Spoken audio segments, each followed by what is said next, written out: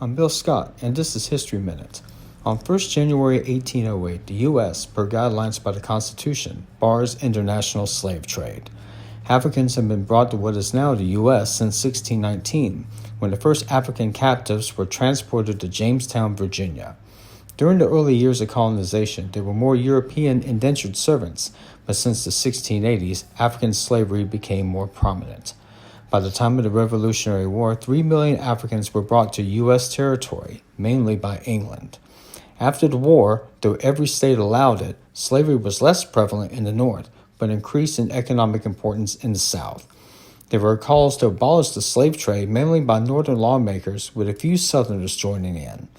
An act passed by Congress in January 1807 abolished the international slave trade, though it would not take effect until the following year due to language in Article 1, Section 9 of the Constitution. This also did not ban trading across state lines. Children of enslaved mothers were enslaved themselves, ensuring a self-sustaining population of 4 million people in the South, although there were many Africans smuggled in afterwards.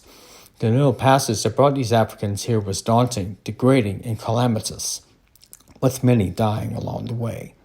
The descendants of these early enslaved people would see freedom incrementally in the northern states and nationwide with the 13th Amendment in 1865.